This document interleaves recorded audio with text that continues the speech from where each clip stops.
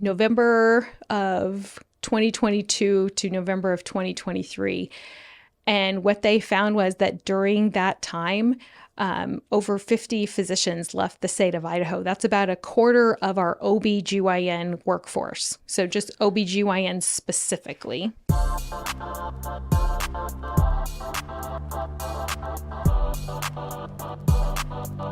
Susie, how are you? I'm doing great. Thank you. Fantastic. Thank you for coming today. I've actually been really wanting to have, or at least start this conversation for a long time. I have a wife, 3 kids. I have lots of friends that happen to be females as well. And overwhelmingly, there's a sentiment of concern about the access to women's reproductive care. You are the CEO of the Idaho Medical Association that represents physicians of all types, not to be confused with the Hospital Association, which also may represent physicians tangentially, but also represents hospitals. Mm-hmm. You have been in this for over half your life, or about half of your life, representing physicians in different medical associations in and out of the state of Idaho.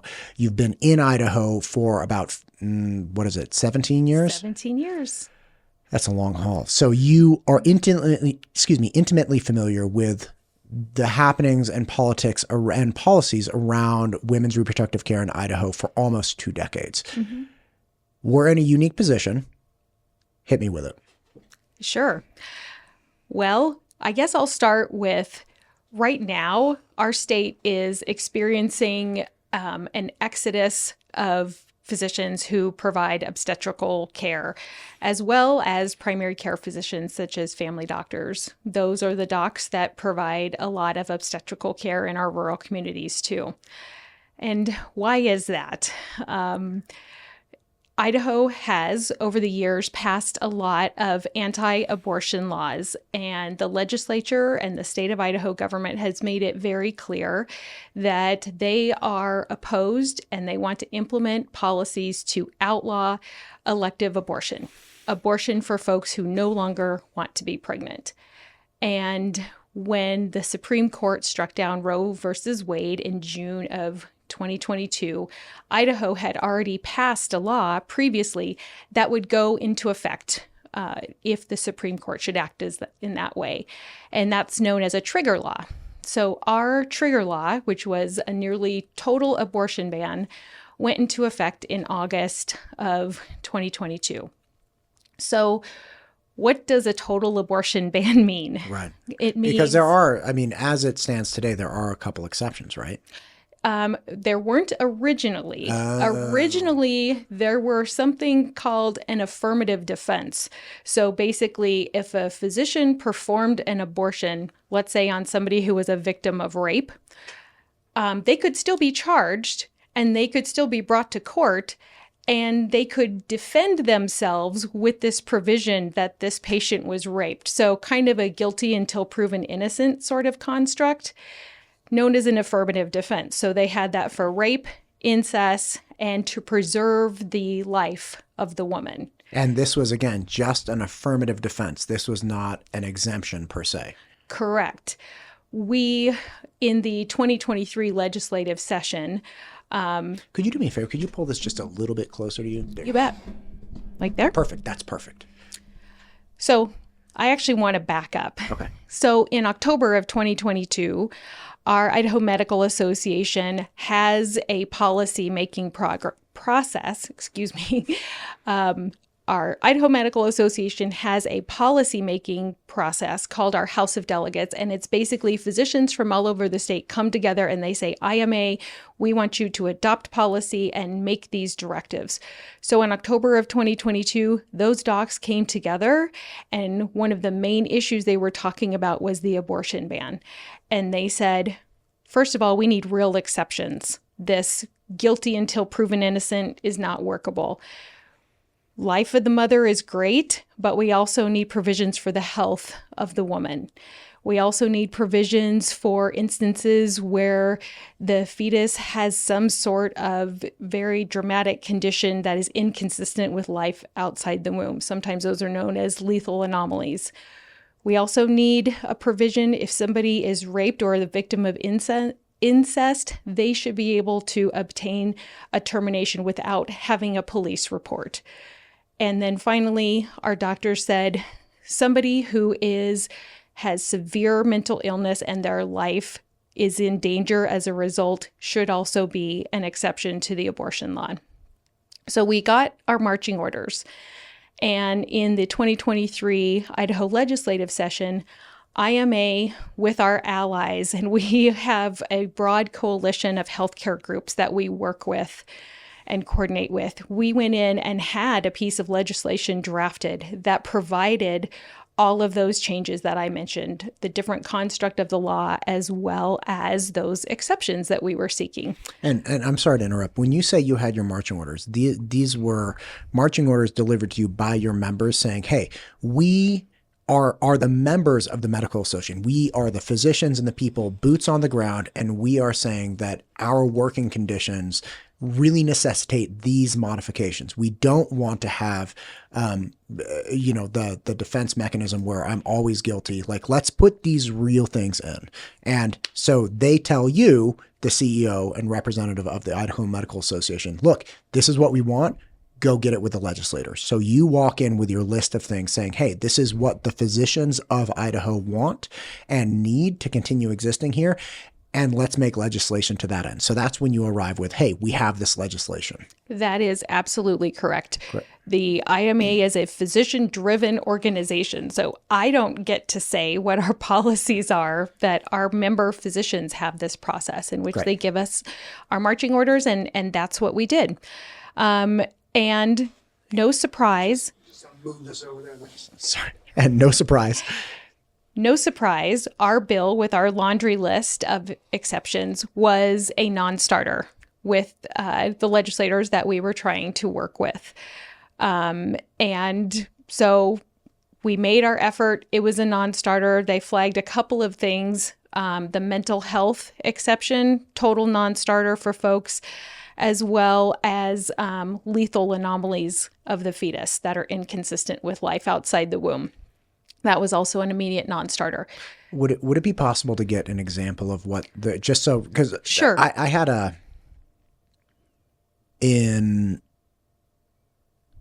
I'm aware of a type of essentially an exaggerated type of Down syndrome that a fetus can develop, that the fetus is not supposed to, or excuse me, the child after birth is not supposed to survive more than like 2 weeks. And again, it was described to me as an extreme type of Down syndrome that you really have to take into consideration because there is zero chance that the child will survive. Like a child's not overcoming this and surviving to like 20. It's like, no. You have like a week or two. Mm-hmm. Is that an example of a lethal anomaly? It is. Gotcha. And another example would be a condition in which the fetus doesn't develop a brain or their heart isn't fully developed. So they are completely dependent on the mother within the womb to maintain their life systems, but they don't have the proper organs to function outside of the womb. Which is where mosquito abatement comes in, because Zika virus is one of those large viruses that delivers that style of anomaly. Am I accurate in that? It's like don't cats get it from mosquitoes or something? And then that is beyond my level of expertise. So it doesn't matter. But what I can tell you is that we have a great committee of physicians at the IMA, our Reproductive Health Committee, and they have authored a series of white papers to help us educate the public and legislators. Gotcha. For instance, what are lethal fetal anomalies and what does this mean? So we have great information that's easily digestible for lay people like us to be able to understand what those are. And we use those also to talk with legislators and to help them understand as well. So that's the lethal anomaly. What would be an example of mental health or state of psychosis that necessitates something like that?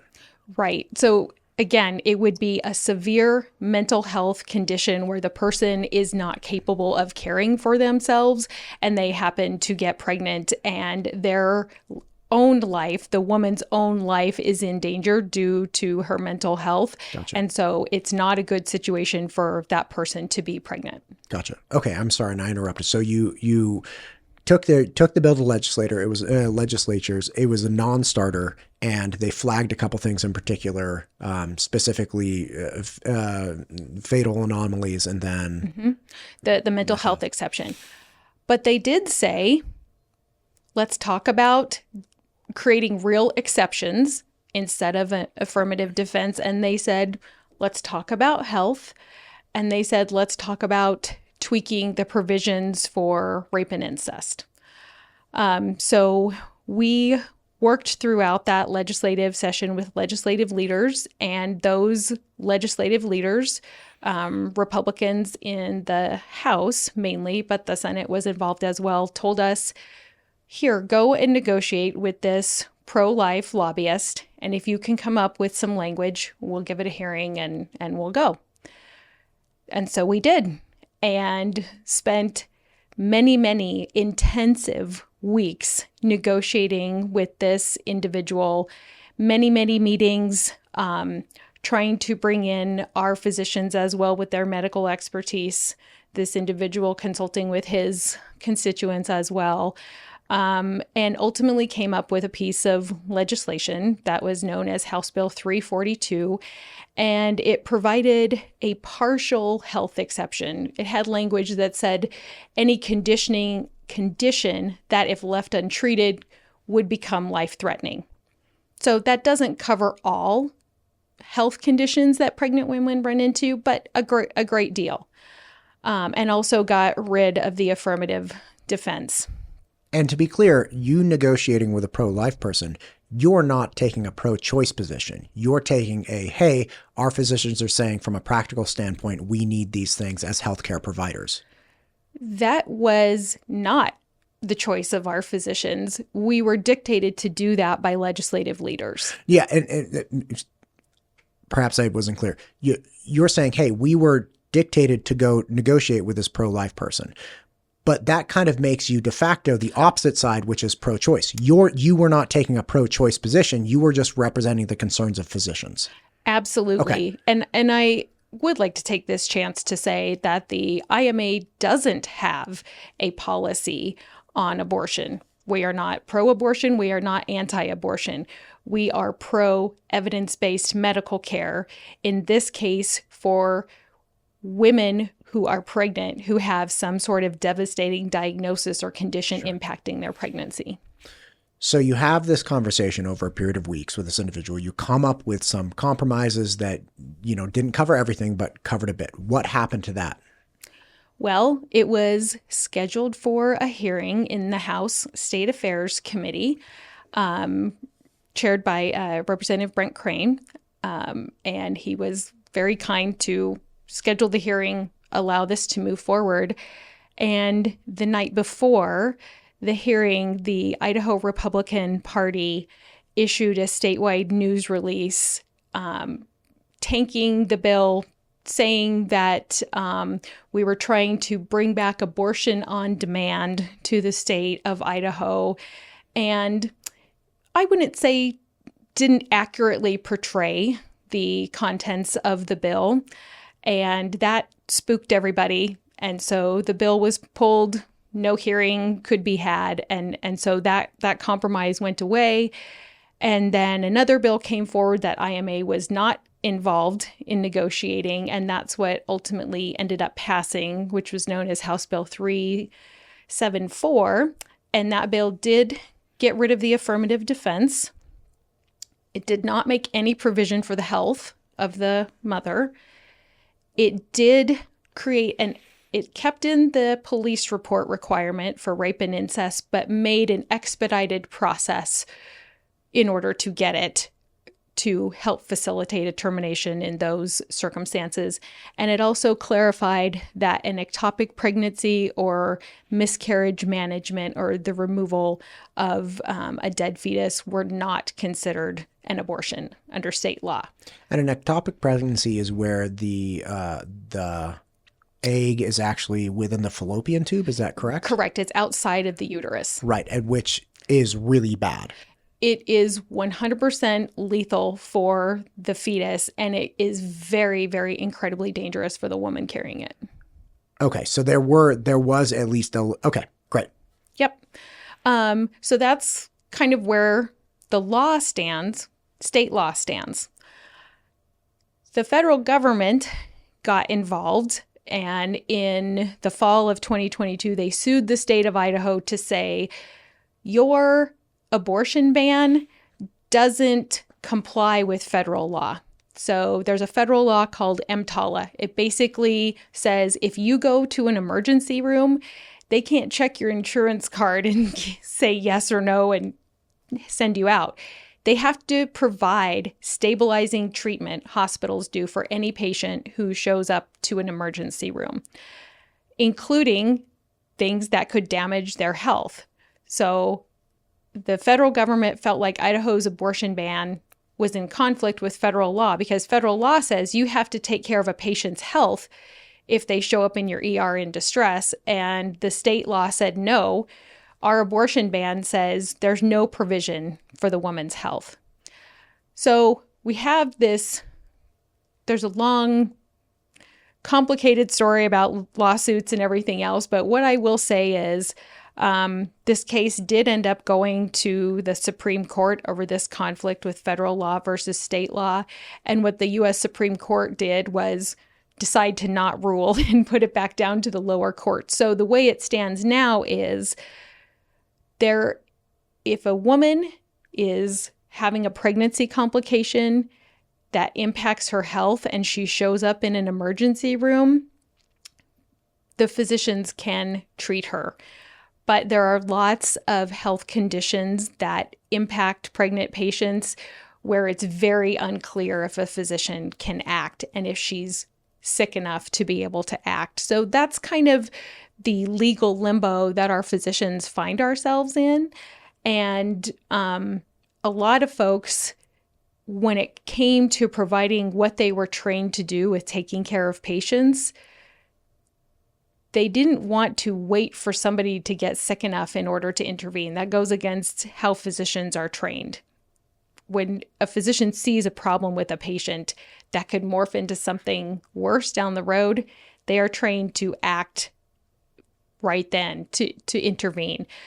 So that's part of the problem that's impacting our physician workforce. There was a study done by the Idaho Physician Action Collaborative, and they tracked numbers from November of 2022 to November of 2023. And what they found was that during that time, over 50 physicians left the state of Idaho. That's about a quarter of our OBGYN workforce. So just OBGYNs specifically. In that same time frame, we lost over 50% of our maternal fetal specialists. Those are known as MFMs. Those are the ones that take care of high-risk pregnancies. So if somebody has health conditions, maybe they're an older mother, trying to have a baby. So any kinds of high-risk pregnancies. At the beginning of 2023, we had 9 of those pregnancy specialists in the state of Idaho. By the end of 2023, we only had 4.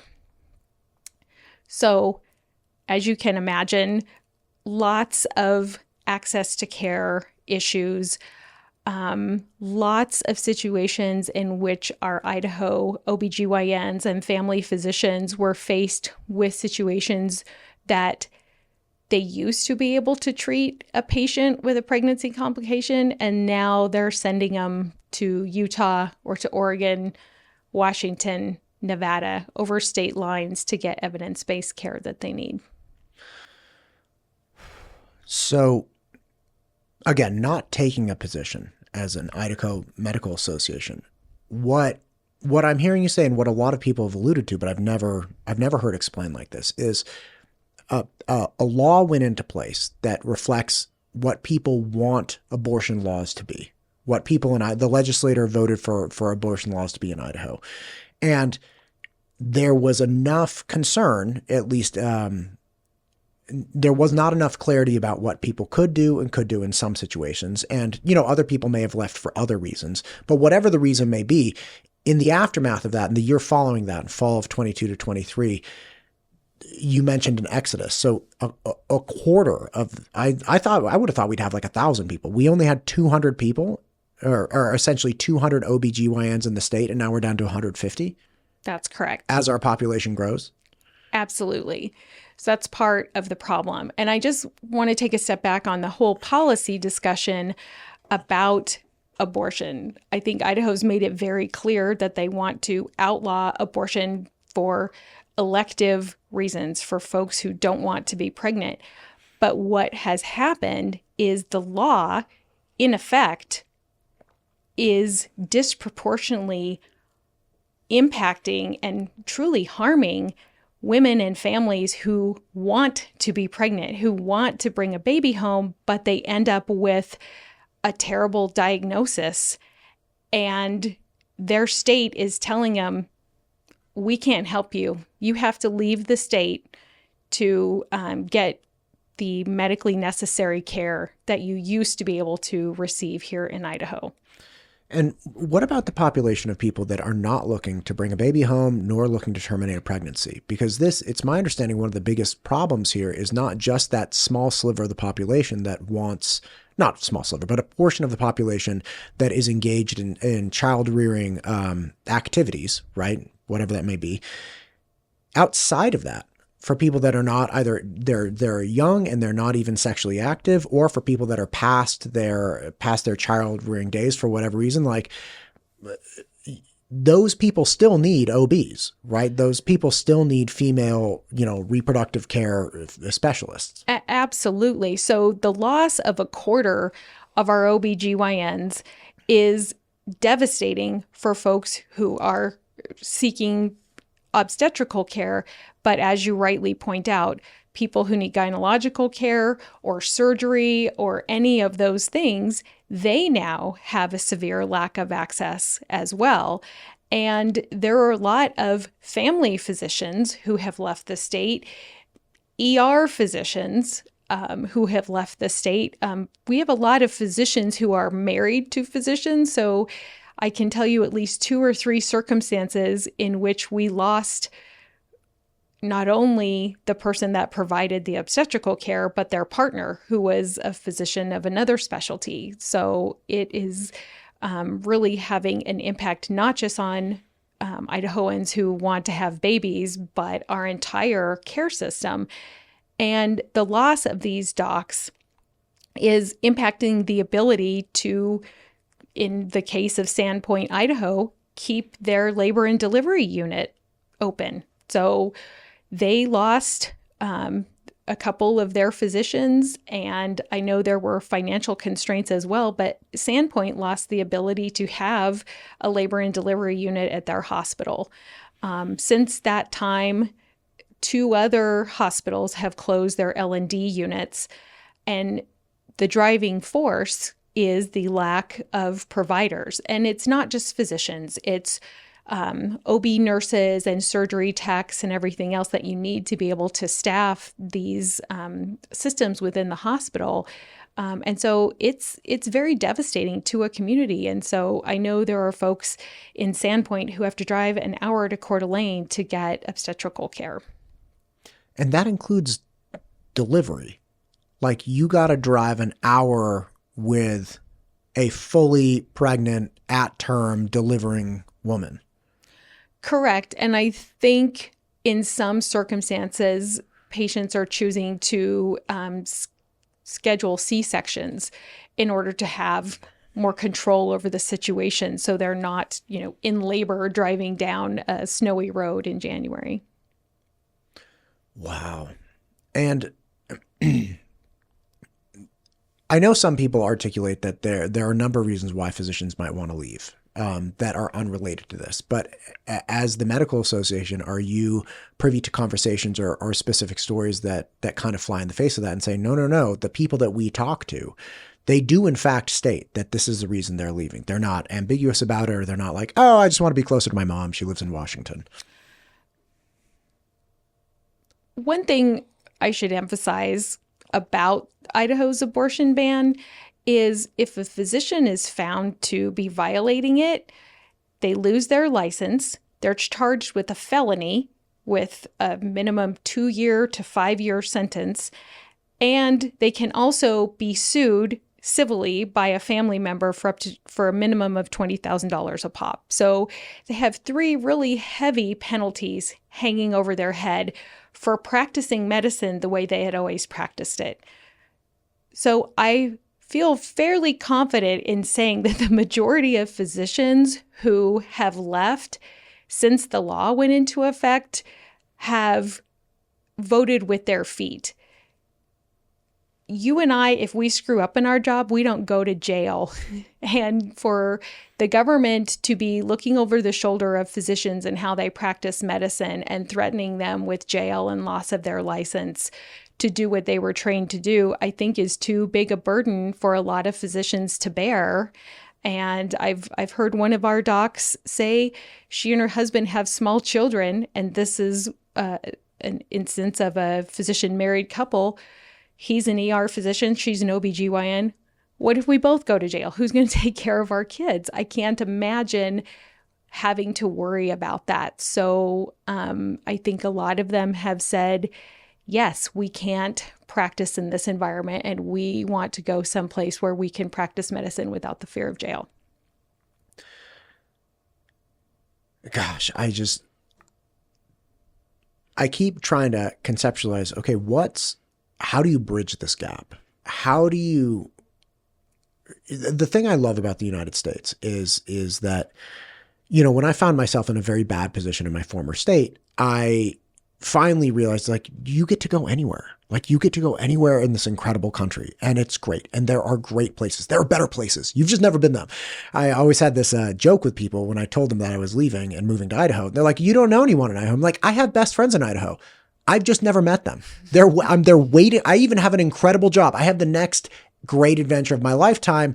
I just don't know what it is, and it's waiting for me in Idaho. I've just never been there. I need to go find that thing. And it was this incredibly freeing realization. It's like, dude, I'm getting the hell out of here. Time to go. Time to go have another adventure somewhere else. And because of the nature of just from the physician standpoint, it's the nature of the need for physicians in this kind of work everywhere. I left the only business and job I had ever had, which was SAT prep. And I came here with nothing.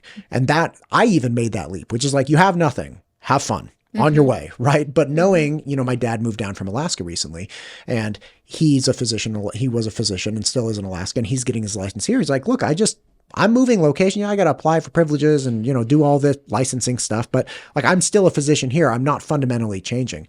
And the freedom and the flexibility that carries with it really does allow people to vote with their feet very effectively. And in the presence of viable alternatives surrounding the area, what's that great compromise that it's okay, please come back.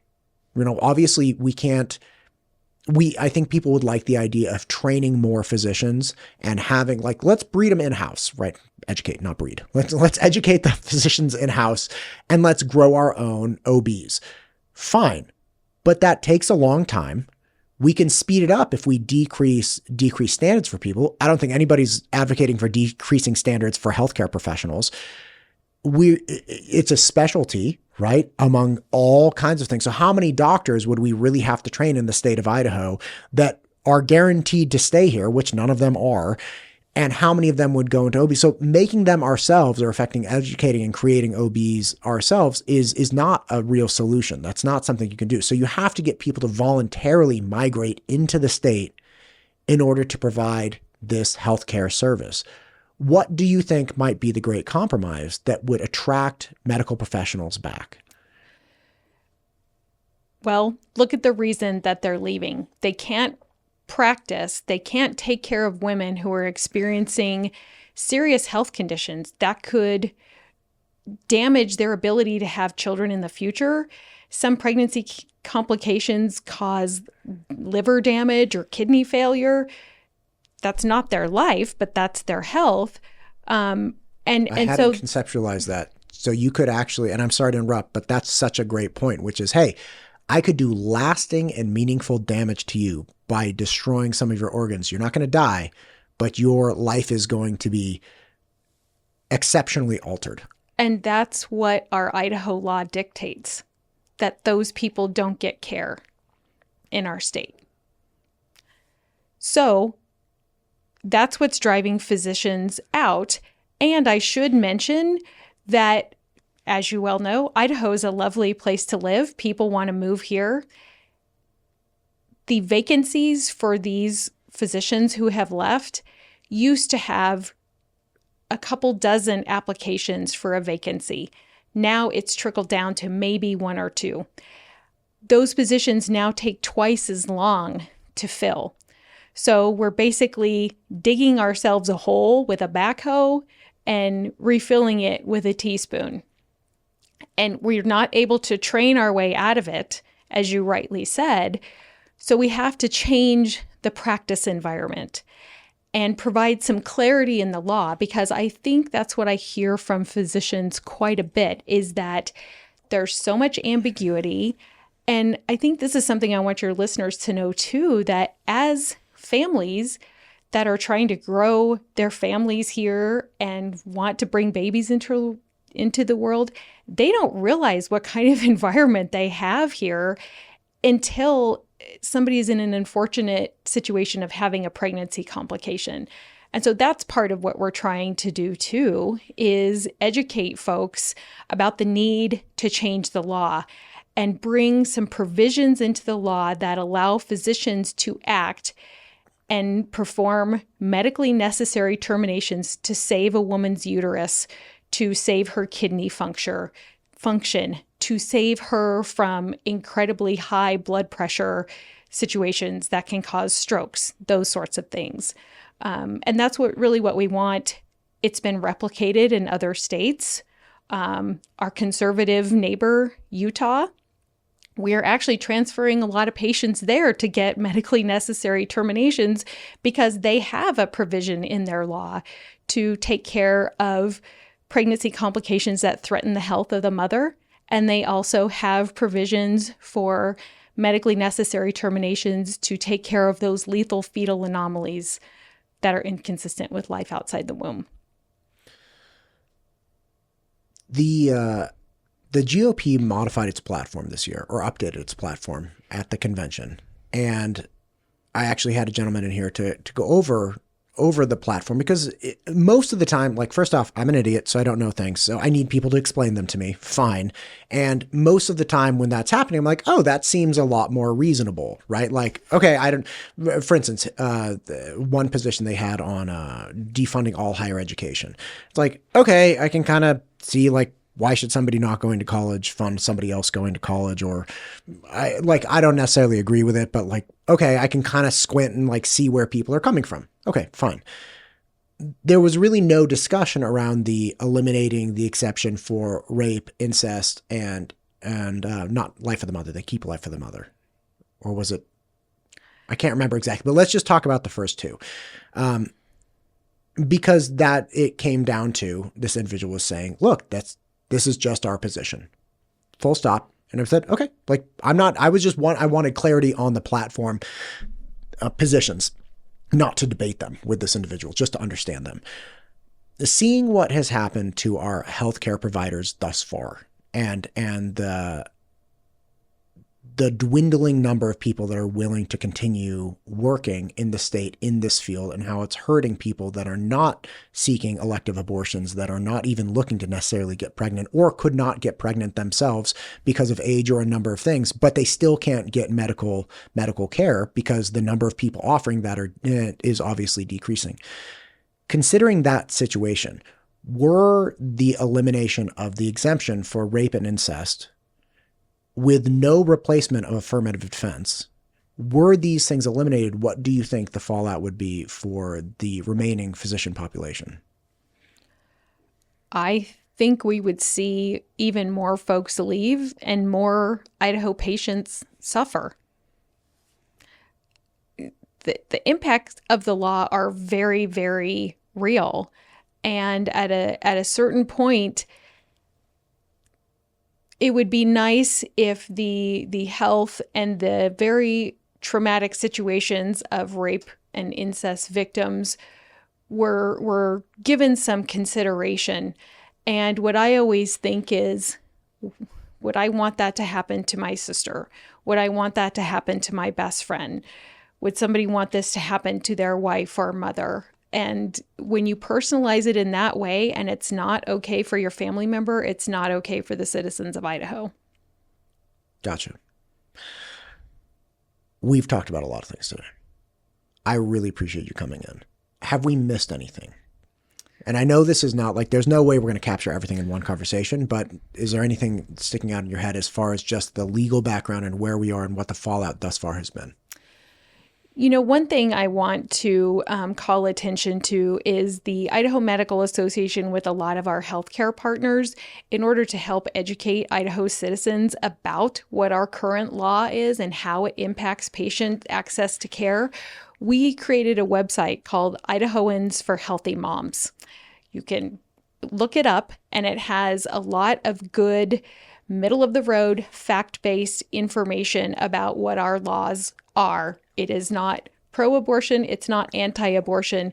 It is pro, how do we make sure that women who want to have babies, who experience pregnancy complications, can get care? That's what it's about. So again, Idahoans for Healthy Moms is the website. And I think there's a lot of good information there. And I guess that's my main point, is helping people understand, the citizens in our state, whether you are pro-abortion or anti-abortion, our current law is not helping our citizens. It is hurting those, and hurting those, I believe, who are not intended to be targeted by this law. Gotcha. And again, that's Idahoans for Healthy Moms? Yep. Gotcha. Yep. .com? .org. .org. Yep. It's an important one. It's an important one for sure. Yes. Idahoans for Healthy Moms, and a lot of great information there. So I would recommend for folks to take a look. There's real video stories of Idaho moms and dads who have been impacted by the law. Very, very powerful stories. And just what we feel like we need to do to make it better, which is have some clarity in the law around acting to preserve the health of the mother. Thank you for coming in today. This is not the funnest conversation ever, but I think it's important to get out there. I'm not very popular at parties these days. Oh my God. Well, I'll tell you what, I don't go to parties. So at least you get the invite. I hide. Like, I don't want to be seen in public ever. Like, I go from my house to the studio, back to my house, and like, that's it. And I just hide in my little shell. Like, so you know what? You and I, we're cut from the same cloth. There you go. Thank you for coming in. Thank you for representing the physicians in Idaho and trying to have their voices heard and doing everything you can for Idaho residents. Absolutely. And thank you for being willing to have this conversation. Always.